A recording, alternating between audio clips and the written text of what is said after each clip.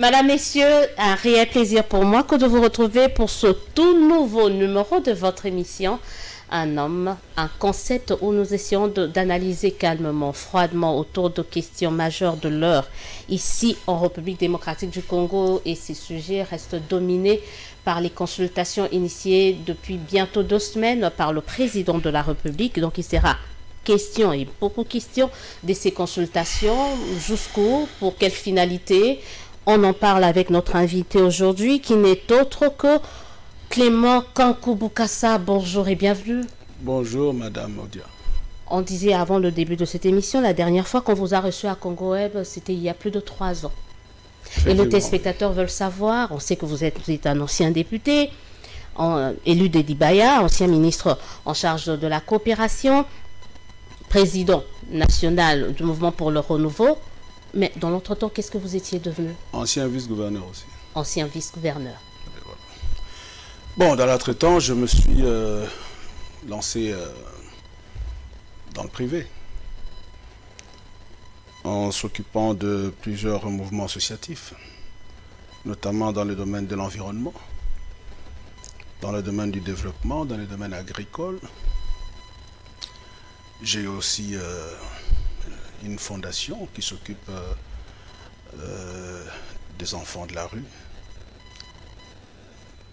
Je suis dans le privé, homme d'affaires, consultant. Donc et puis comme la formule consacrée, à la réserve de la République. De la République, mais je m'occupe beaucoup plus aussi quand même de ma petite famille. Hein. Mais les téléspectateurs ne le pardonneront jamais si on n'arrive pas à parler de ce lien que d'aucuns ont fait entre Clément Kankou et l'affaire Kamwina Sapon. C'est un moment assez particulier et dur pour vous, pour votre carrière politique? Oh, peut-être moins pour la carrière politique que pour la vie en soi. Même si, bon, je ne vais pas trop m'étendre là-dessus, dans la mesure où c'est une affaire qui est en instruction au niveau de la justice, mais bon, parce qu'il faut qu'on en parle. C'est une tragédie, ouais. Une tragédie d'abord pour les enfants du Kasaï. Beaucoup ont perdu leur vie dans cette tragédie. Mais bon. Nous avons, pour me résumer, été malheureusement victimes d'une cabale. Et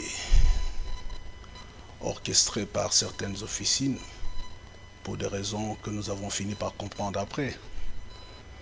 Vous avez vu que différentes enquêtes ont révélé beaucoup de choses, notamment RFI, Reuters, les Nations Unies.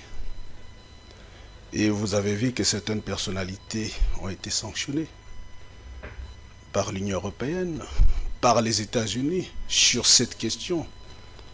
Donc le temps nous a donné finalement raison, et le temps a eu raison du mensonge.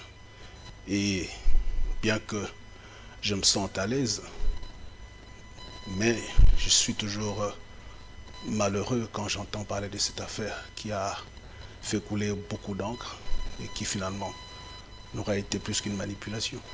Avec un peu de recul, vous disiez que votre silence en valait la peine, quoi. Si je m'étais mis à beaucoup parler à l'époque, qui aurait cru ce qui a été dit après par ces différentes enquêtes? Donc je crois que le silence était important. Je ne regrette pas. Là, vous revenez. Mais ce n'est pas le Clément Kankou offensif que les gens ont connu. Il faut du temps pour vous remettre en scène. Les gens ont connu dans un contexte bien défini. Clément Kankou était dans l'opposition. Bien que je fais partie d'un gouvernement d'union nationale, mais j'ai passé beaucoup plus de temps dans l'opposition. C'est normal qu'en revenant dans une configuration qui ne me pousse pas à m'opposer, que je n'ai pas la même approche, aussi bien de la vie politique que la situation en général.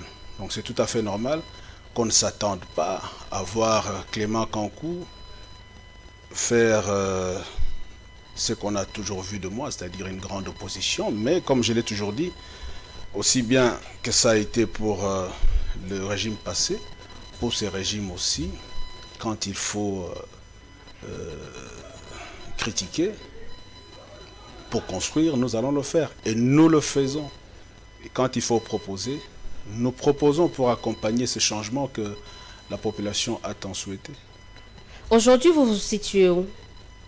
Au milieu de cette reconfiguration, si reconfiguration de la sphère politique il y a, parce que certains disent le passé, il n'est pas si passé que ça, parce que ceux qui sont passés sont toujours là, et à l'actuel, vous vous situerez où?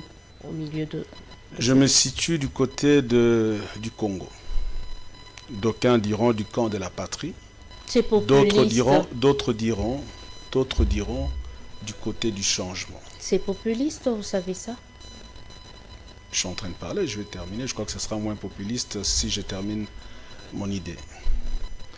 Clément Kankou a toujours prôné le changement, l'alternance. Il vous souviendra que je suis parmi les rares qui sont allés dire à Joseph Kabila en 95 ou 96, lors des fameuses consultations, les mêmes du genre. 2015-2016. Voilà, de ce que nous sommes en train de voir aujourd'hui, au Palais de la Nation, je suis un des rares qui était allé dire à Joseph Kabila qu'il ne pouvait pas faire un troisième mandat, qu'il devait absolument favoriser l'alternance, la première alternance démocratique. Au-delà de cette alternance, on a discuté avec lui, où je lui ai beaucoup recommandé de libérer les prisonniers politiques, de libérer les médias, des choses comme ça. Ça a été fait directement devant ses collaborateurs. Donc je suis quelqu'un qui s'est toujours battu pour l'alternance et pour le changement. Aujourd'hui que nous avons un président qui arrive à la faveur des élections difficiles, il faut le reconnaître. Mais controversé, compliqué. Bon, je préfère dire compliqué. Je préfère dire que ce sont des élections que certains ont voulu bien compliquer. Venant donc ce président venant d'une famille politique qui a toujours combattu pour l'état de droit pendant 32 ans, un président que je connais, je ne veux pas dire dans le privé, mais quelqu'un que je connais, dont l'engagement pour aller vers le bonheur des peuples congolais n'était pas mis en doute par qui que ce soit. Donc, voyant cette personne se mettre dans cette position, se retrouvant comme président de la République, et moi, quand j'arrive, je me suis lancé dans une dynamique de réconciliation. C'est comme ça que vous avez vu l'année dernière, peut-être que ça vous a échappé, vous m'avez vu du côté de Martin Fayoulou, vous m'avez vu au MLC, à l'UNC, où je suis allé prêcher la réconciliation avec comme pensée le roi Salomon.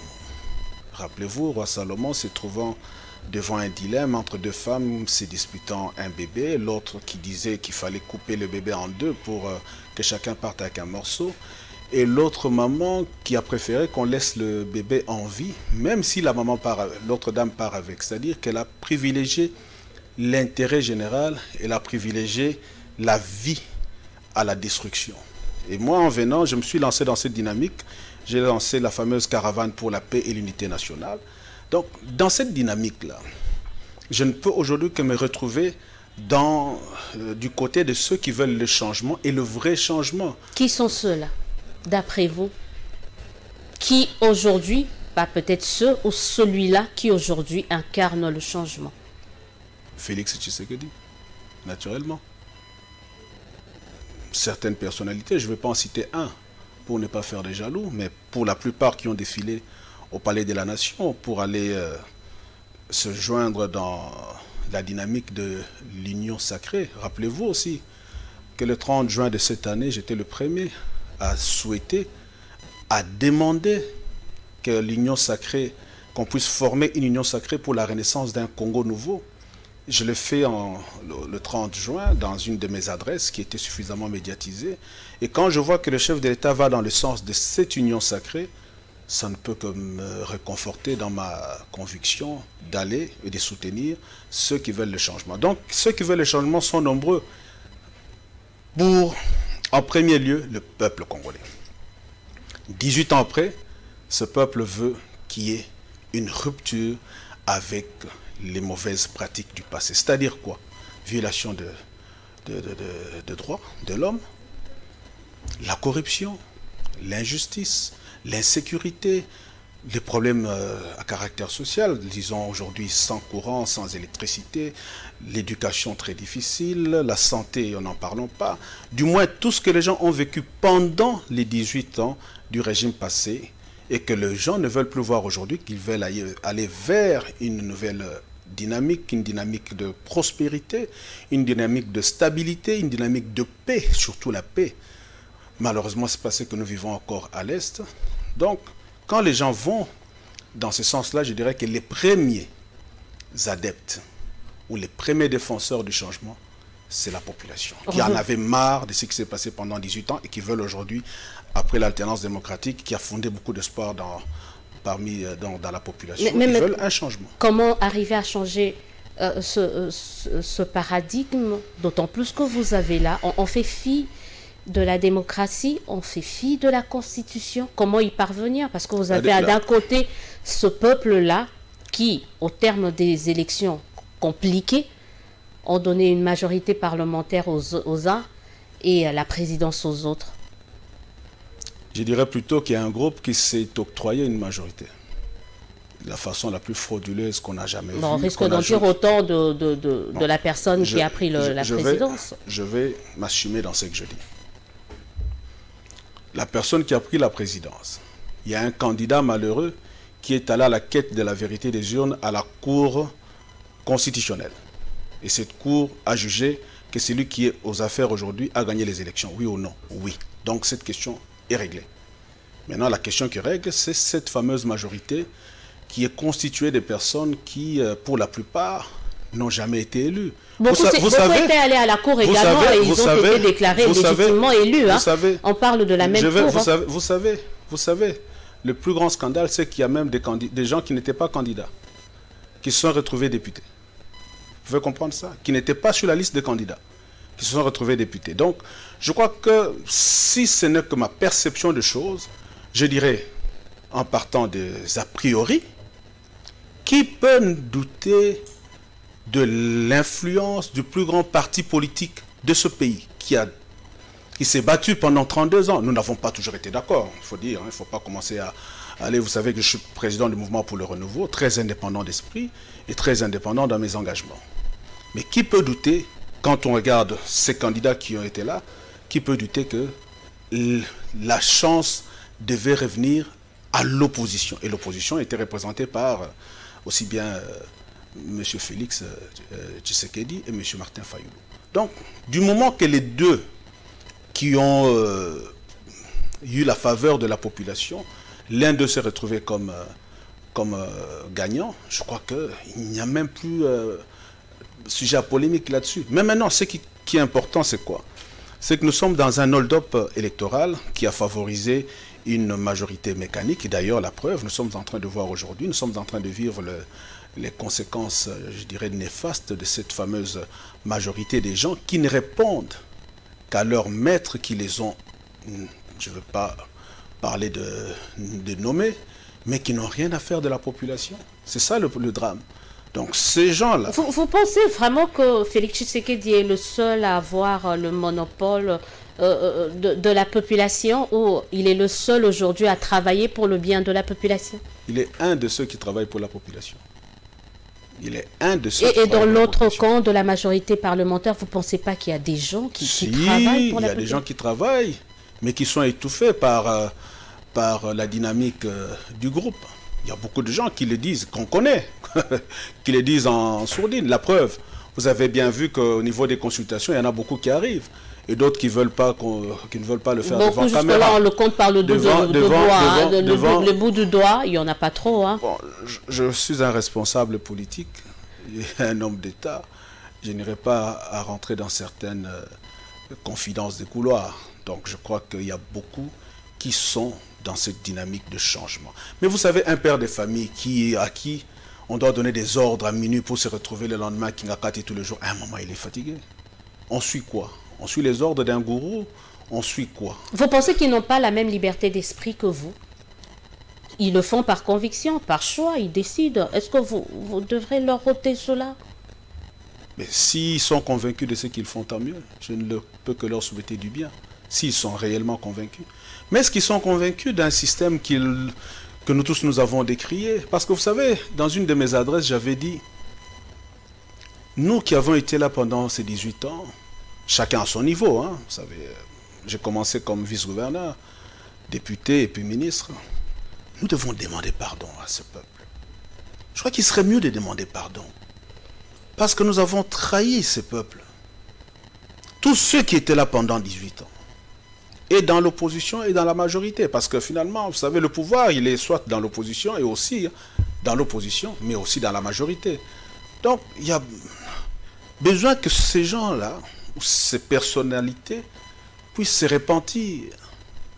Mais on ne peut pas persister dans une situation où on a paupérisé ce peuple. On a occasionné des crimes. Vous avez parlé du Kassai, ce sont des crimes imprescriptibles. Et d'ailleurs, je le dis, beaucoup pensent que bon, parce qu'ils peuvent se retrouver dans une ou telle position, mais un jour ou un autre, ils auront à en répondre. Ça, c'est clair. Donc, on ne peut pas, dans un pays où on a laissé les gens mourir de faim, et c'est aujourd'hui venir se vanter d'une majorité. Même quand ils parlent, je crois qu'en se regardant dans la glace, la plupart doivent se dire que nous sommes dans une comédie, tout simplement. Mais ce qui est important, je dis encore, beaucoup veulent le changement. Et moi, je dis que l'union sacrée ne peut pas être l'union sacrée seulement d'un camp politique. L'union sacrée, ça veut dire c'est l'union de tous les Congolais, l'unité de ceux qui veulent le changement. Si demain, Joseph Kabila répond positivement à la dynamique de changement, mais tant mieux. En quoi faisons concrètement?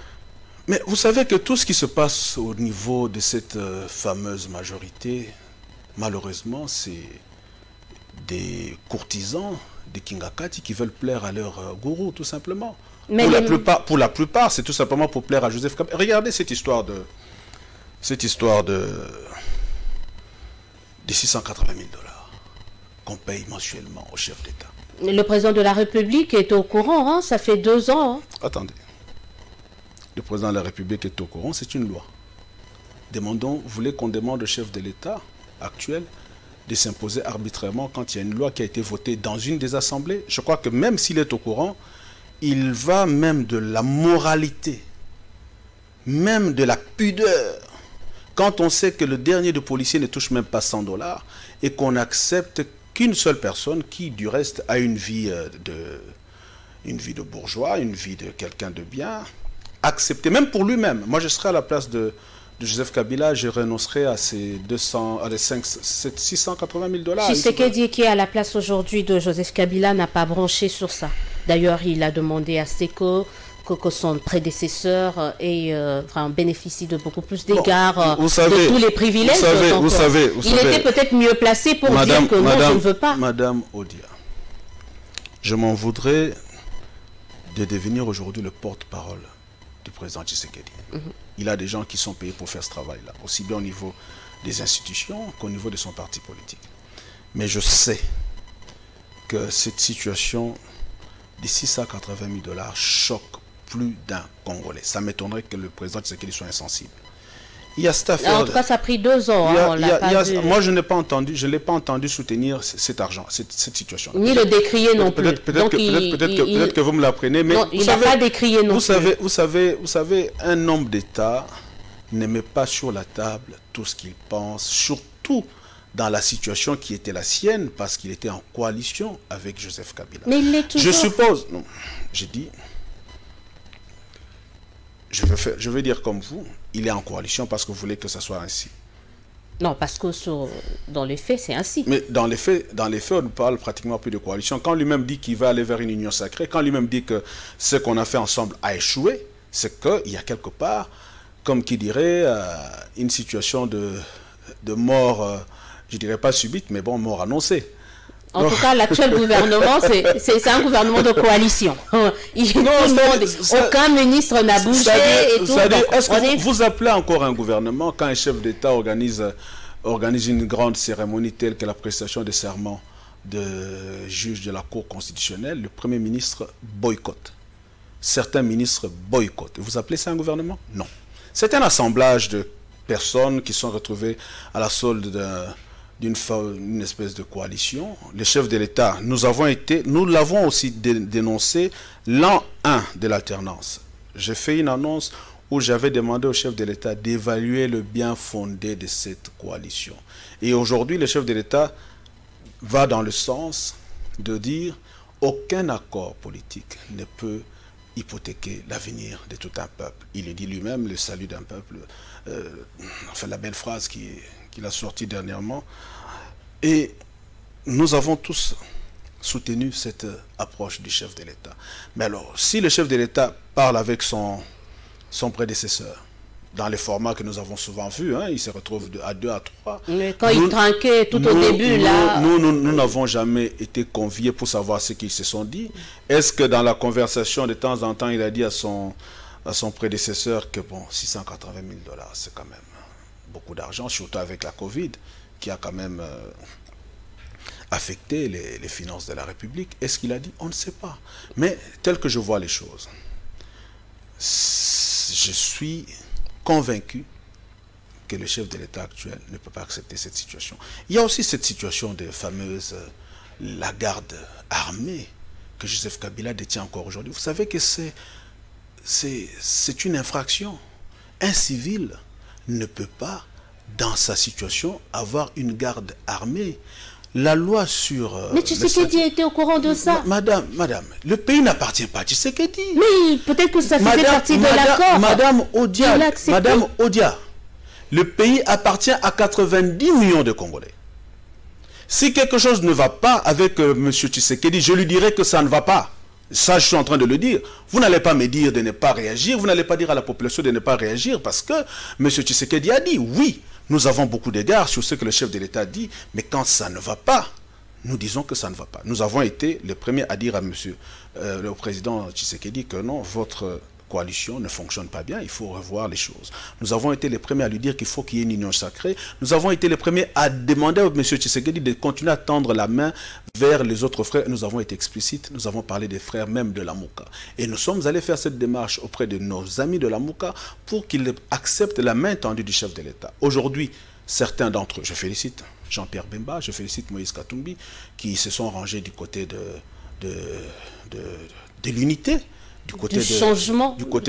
Non, le changement, tout le monde est pour le changement, mais je parle de l'unité. Du peuple. Je parle de l'unité, je parle du peuple, je parle de la réconciliation, parce que c'est quand même une grande réconciliation, des gens qui n'étaient pas d'accord sur certains points, qui acceptent de regarder dans la même direction, nous saluons. Vous ne pensez pas que Étienne Tshisekedi de Rose de Moire, plutôt Félix Tshisekedi, s'y prend un peu tard, 2 ans après, il se rend compte que il avait pactisé avec le diable, entre guillemets. Hein. Je reviendrai encore sur ce que j'ai dit tout à l'heure. Je ne suis pas le porte-parole. Mais comme citoyen congolais, je donne mon avis. Vous avez eu à lancer des appels une année avant. Je donne mon avis sur cette question. Parce que vous me demandez qu'il ne s'est pas réveillé en retard. Non. Un chef d'État a un calendrier qui fonctionne par rapport à sa fonction, si je peux me répéter, de chef d'État. Quelque chose qu'il peut dire aujourd'hui, il peut le dire demain, il peut ne pas le dire tout de suite. Vous savez, c'est ça la différence du citoyen lambda. Un chef d'État, avant de poser un acte, il regarde tous les paramètres. Vous n'allez pas demander à un ministre, par exemple, de poser un acte comme quelqu'un qui est en train de vendre son cabri dans la rue. Un ministre ne pose un acte qu'en réfléchissant sur tous les contours.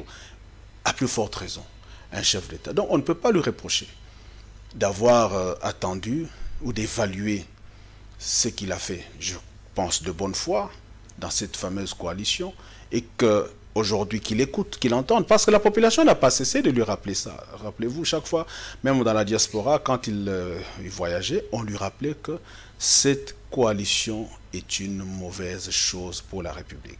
Mais si, 2 ans après, le président Tshisekedi estime qu'il faut remettre les choses à plat, je pense que nous ne pouvons que saluer cette démarche. 2 ans après, le Congo ne va pas s'arrêter en 2 ans. Le président Tshisekedi doit lancer les bases d'un Congo meilleur. Ça ne va peut-être pas se voir tout de suite, mais il faut que dans 3 ans, quand il y aura élection, qu'il n'y ait pas des élections comme celles que nous a offertes par M. Nanga et son groupe, qu'il n'y ait pas d'élections comme celles que nous a offertes par ceux qui étaient en train de de boutiquer les choses dans certains services dont je ne citerai pas le nom, mais il faut qu'il y ait des élections quand un peuple a donné sa voix à une personne, que ce soit cette personne qui revendique ou qui représente ses droits au sein des institutions. Quelle est la marge de manœuvre que dispose aujourd'hui Félix Tshisekedi quand il est président de la République. On sait, on est dans un régime semi-présidentiel. Il est président de la République. Il n'a pas tout le pouvoir, c'est pas un dictateur non plus. Madame Odia, il est président de la République. Qu'est-ce qu'il peut faire? Il n'a qu'une partie de députés qui ne constitue pas la majorité est ailleurs. Comment faire? Je pense que nous pouvons... Qu'elle soit mécanique, qu'elle soit boutiquée, mais en tout cas, il y a une majorité qui n'appartient pas au camp de Félix Tshisekedi. Je pense que la patience nous recommande d'attendre dans quelques jours quand il va revenir vers la population à la suite de ces consultations présidentielles. Vous êtes un analyste quand même, vous êtes un vieux routier de la politique, de la Constitution, au regard... Non, c'est-à-dire que... Comment peut-il faire? C'est-à-dire que je peux vous dire que, comme un bon politicien, je peux vous rassurer que rien n'est impossible. Un bon politicien. Donc, ces consultations peuvent faire bouger les lignes. À travers ces consultations, l'ancienne coalition, ou la coalition actuelle, si vous voulez le dire ainsi, peut aller vers une nouvelle reconfiguration. Ça peut être une requalification aussi de la majorité. Ça peut être aussi une nouvelle philosophie de la majorité. C'est-à-dire, la nouvelle philosophie, c'est qu'ils ne vont plus se retrouver seulement cash FCC, ils vont se retrouver avec les autres forces qui ont accepté de participer à cette dynamique de l'union sacrée. C'est déjà une grande... ça change déjà les choses par rapport au petit groupe FCC Cash, par rapport à l'ensemble des autres acteurs, aussi bien de la société civile que des acteurs politiques qui ne participaient pas à l'exercice du pouvoir. Maintenant que le chef de l'État lance cet appel pour que l'exercice du pouvoir soit à la portée des autres forces politiques, il y aura certainement une nouvelle configuration. Une nouvelle configuration. Vous n'avez pas l'impression qu'on tourne en rond? La politique congolaise, c'est un éternel recommencement. Société civile, 2006, 2016, vous avez parlé, on n'avance pas. Je suis d'accord avec vous, madame. Le 30 juin 2020, dans mon adresse, j'ai dit la même chose. J'ai dit que le Congo est un éternel enfant qu'on prend d'une main, les bras d'une maman à une autre, et souvent les tireurs de ficelles se retrouvent loin. Donc nous nous retrouvons dans cette situation où, après l'indépendance, les problèmes ont commencé.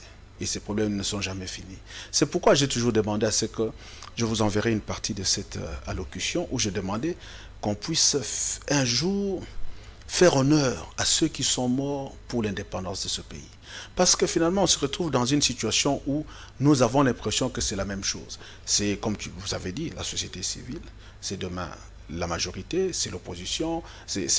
Mais les acteurs politiques doivent avoir ce sursaut. J'ose croire aujourd'hui que nous avons un sursaut avec le chef de l'État qui veut qu'il y ait finalement une union sacrée, où nous espérons que les Congolais qui veulent le changement vont regarder dans la direction de relever tous les défis que nous avons dans un pays immensement riche, mais avec une situation tellement pauvre. Comment parler encore de changement quand l'actuel fait la même chose que ce que le prédécesseur avait fait? On va avoir... Ben oui, il a commencé par les consultations, appel à l'unité, concertation, union sacrée au gouvernement d'union nationale. C'est la même recette qu'on fait que réchauffer. Non, vous savez... Le même plat qu'on réchauffe, qu'on sert, et puis on recommence. Est-ce qu'il incarne vraiment le changement avec les mêmes méthodes? Est-ce que les motivations sont les mêmes? Ça m'étonnerait. Les motivations, je ne pense pas qu'elles soient les mêmes. Et je ne pense pas qu'ils sont dans la même situation. Nous étions dans une situation où Joseph Kabila devait prolonger son mandat. Et pour prolonger le mandat, les gens n'étaient pas d'accord. On s'est retrouvé dans cette espèce de dialogue, et vous savez, dialogue OUA, dialogue Senko. Bah, vous avez été l'un des bénéficiaires, quand même. Oui, c'est ce que je dis. Nous avons été dans le dialogue comment on appelle encore, de la cité de l'UA. Et avant ça, il y a eu les concertations. Les concertations de 2013. Et après, le dialogue de l'OUA et le dialogue de la Senko, qui, pour la plupart je dirais, La plupart d'entre nous sommes allés pour trouver une solution à la crise, c'est-à-dire à éviter qu'il y ait violation de la Constitution. Rappelez-vous que c'est la même chose que l'UDPS est allé faire à la Senco avec le rassemblement, je pense. Oui. Donc c'est le besoin de trouver une solution. Parce que vous savez, dans la vie des hommes, les difficultés ne manquent pas. S'il y a une voie qui peut nous amener à trouver une solution, il faut le faire. Qu'à cela ne tienne, je ne pense pas que le président Tshisekedi est dans la même situation que Joseph Kabila. Il n'est qu'à 2 ans de son mandat. Joseph Kabila en avait déjà épuisé une dizaine et il était dans la situation de se préserver, je pense. Je crois que c'était pratiquement ça, son mobile. Et les gens de bonne foi qui avions pensé à un moment qu'il fallait regarder dans la direction de trouver les voies et moyens pour qu'il y ait élection, ont été pour certains abusés. Mais qu'à cela ne tienne, je ne pense pas, sincèrement, que la situation actuelle ne concerne que le président Tshisekedi, qui ne veut pas qu'il y ait changement demain, qui ne veut pas qu'on évite les élections chaotiques comme nous avons eu en 2023. C'est ce qui doit nous interpeller. Il a incarné le changement, maintenant il demande un autre changement. On se dit, bon, c'est que c'était peut-être pas lui. Il ne demande pas les changements. Comme analyste politique, comme observateur, et en entendant le chef de l'État parler, il était dans une dynamique de changement, mais qui a subi des obstacles de ceux qui étaient censés aller avec lui vers le changement. Et les obstacles, nous les avons vus à tous les niveaux.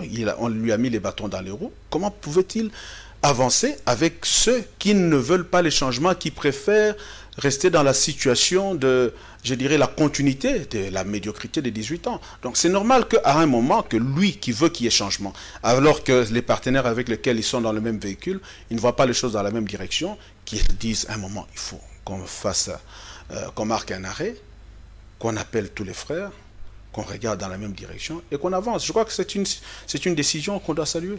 On ne vous a pas encore reçu? Vous espérez? Non, madame, moi je suis en bonne intelligence avec le président Tshisekedi. Je n'ai pas besoin d'être devant une caméra pour ça. Donc je suis en très bonne intelligence et d'ailleurs vous avez vu, je suis en train de vous dire, la plupart des termes de référence sont des termes de référence qui sont venus pour la plupart de notre famille politique. Donc je suis de ce côté-là très à l'aise parce que je travaille en très bonne intelligence avec eux. Vous avez parlé tout à l'heure de Jean-Pierre Bemba, Katumbi qui ont répondu favorablement à l'appel. De l'autre côté, il y a un peu des radicaux qui ont dit non, il faut une médiation à 3, Kabila, Tshisekedi, Fayulu. Bon, ça va prendre le temps que ça va prendre, mais ça va aller. On peut arriver vers une solution comme ça? Non, ça va aller. Vous savez, quand tout le monde ira dans une direction, ceux qui vont rester sur le bord de la route vont comprendre qu'il faut regarder on nous disait ça il y a 2 ans, hein, mais maintenant on appelle à un rassemblement aussi. Hein. Non, nous ne sommes pas dans la même situation. J'ai beaucoup de respect pour les opinions des uns et des autres, mais je pense que je reviens encore sur cette philosophie que j'affectionne particulièrement, c'est la sagesse de Salomon. Qu'est-ce qui est important? C'est de continuer à se vanter d'être un candidat élu ou de travailler ensemble avec ceux qui peuvent sortir le pays de la situation dans laquelle nous sommes pour arriver à mieux organiser les élections futures, pour arriver d'abord à donner à notre peuple ce que le peuple attend. Comment répondre aux attentes de cette population? Je pense que le travail que je fais depuis, je suis convaincu, connaissant... Parce qu'en parlant, je sais que vous parlez de Martin Fayulu, qui est un ami, et je crois que Martin va certainement, à un moment ou un autre, privilégier une voie consensuelle. Mais vous savez, dans ce genre de situation, il y en a qui tirent profit de cette situation, aussi bien du côté Fayulu que de l'autre côté. Il y en a qui pensent que quand ça continue comme ça, ils ont droit à des cités, ils ont droit à quelques avantages. Mais le plus important pour mon frère Fayulu, je le lui ai dit et je lance encore cet appel. Mon cher Martin, sauvons ce pays. Et pour sauver le pays, ça ne demande que la volonté. Et la volonté, vous l'avez, nous l'avons. Le président Tshisekedi a cette volonté. Et les autres frères qui sont de l'autre côté au FCC, qui ne sont pas tous mauvais, mais qui sont dans une situation un peu de terreur. Vous avez vu, une fois qu'une personne sort, il y a tout le monde qui se met dessus pour l'insulter et tout ça. Mais nous avons dit que 18 ans, ça suffit. Et les 18 ans, ça suffit, qui est un collectif d'ailleurs qui organise demain un meeting au niveau de Triomphal. Et nous allons partir des Triomphal jusqu'à GLM pour remettre un mémo à Joseph Kabila où nous lui demandons de libérer cette résidence de GLM parce qu'il est inconcevable que Joseph Kabila puisse s'accaparer de cette résidence. Si demain, le président Tshisekedi dit qu'il va acheter la cité de l'OUA, qu'est-ce que nous allons lui dire? Si demain, les enfants Mobutu nous disent que leur papa avait construit Mongaliema, qu'il faut qu'il récupère Mongaliema, qu'est-ce que nous allons dire? Nous allons demander au président Kabila de libérer cette résidence officielle pour ne pas donner le travail au chef de l'État de se retrouver dans une résidence de fortune. Nous allons lui demander de renoncer à ces 680 000 $. Nous allons lui demander de renoncer à la garde armée parce que c'est une infraction. Il a droit à quelques policiers. Nous allons aussi lui demander de faire attention parce que l'article 5 du statut sur les anciens chefs d'État lui impose une obligation de réserve dans certaines matières. Et ce que lui est en train de faire, son activisme politique, et la grande influence qu'il a dans sa famille politique est en contradiction avec cette loi que eux-mêmes ont votée à l'emporte-pièce un peu. Donc je crois que nous allons faire cet exercice demain pour dire à Joseph Kabila, 18 ans, ça suffit. Vous avez fait ce que vous avez fait. Laissez Félix Tshisekedi travailler. Si vous voulez l'accompagner pour qu'il fasse du bon travail, faites-le. Mais si vous voulez vous ériger en obstacle, tout le peuple sera contre vous. Clément Kankou, merci d'avoir été de nôtre. C'est moi. Je remercie les téléspectateurs. Vous étiez nombreux à nous suivre. Appelez-nous pour vos réactions et suggestions. Suivez-nous sur nos différentes plateformes. Notre page Facebook, puis compte Twitter, compte YouTube. Laissez-nous vos commentaires et suggestions. On sera toujours là pour vous. En attendant, nous vous souhaitons de passer une excellente suite de programmes et j'espère qu'on vient de renouer là avec cette habitude qu'on avait souvent de recevoir l'ancien ministre ici sur votre plateau de Congo Web Télévision. On se dit au revoir et à très bientôt.